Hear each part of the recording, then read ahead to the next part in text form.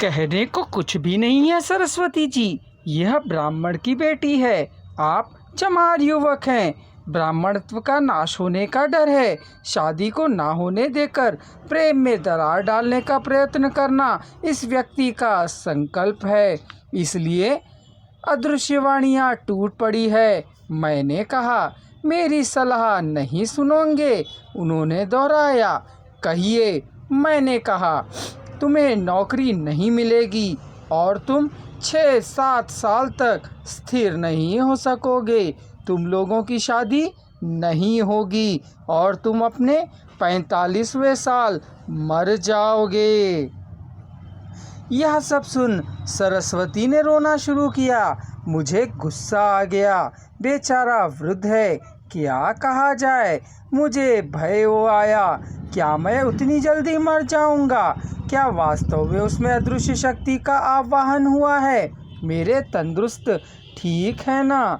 मेरे माथे के लेख के बारे में इस वृद्ध को मालूम है? मेरे चेहरे को देख, मेरी कुंडली बतला सकता है। मेरे जन्म की तिथि और समय का भी ठीक ठाक किसी को पता नहीं है। ऐसे में मेरी कुंडली कौन बना सकता है? बेचारे वृद्ध की असहनता ने इन बोलों को बुलवाया है।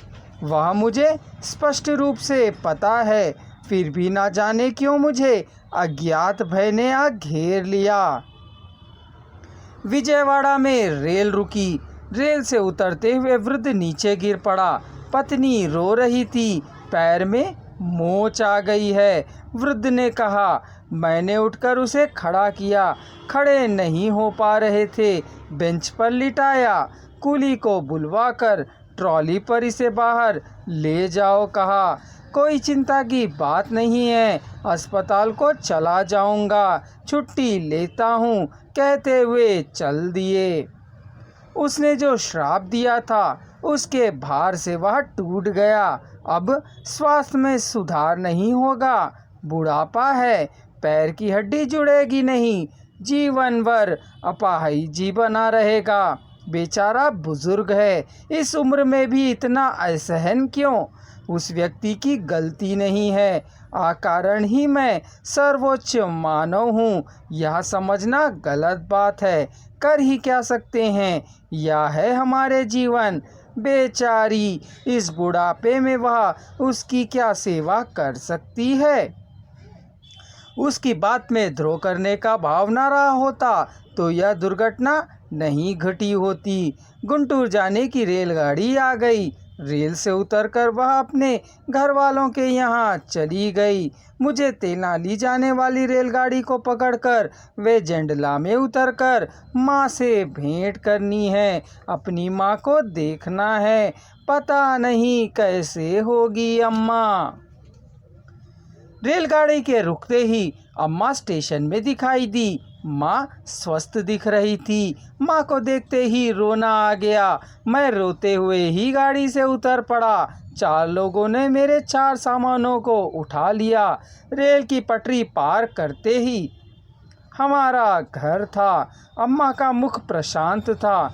छोटा सा जूड़ा बनाया हुआ था। मुख पर तेज था। आंखों में रौनक थी। स्वस्थ शरीर था। मुख पर भी तेज था।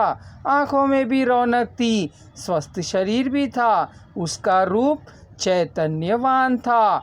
अम्मा, मैंने कहा। कैसे हो रे बिटवा? उसने कहा। अम्मा को देखते ही आनंद हो रहा था। जीवित है सोच और भी आनंद था। स्वस्थ है देख छाती फूल रही थी। आंखें नम हो गई। धारा प्रवाह हो रहा था। अम्मा कह गले लगाकर रोने लगा। वह रुलाई नहीं थी, रोना सूख गया था। अम्मा मरी नहीं है। हद से अधिक आवेश था। रुलाई रुक नहीं रही थी। आनंद का अनुभव हो रहा था। रोते हुए बड़ा आनंद हो रहा था। क्या हुआ रे बिटवा? कुछ भी नहीं हुआ री अम्मा। तुम्हारा स्वास्थ्य ठीक है ना?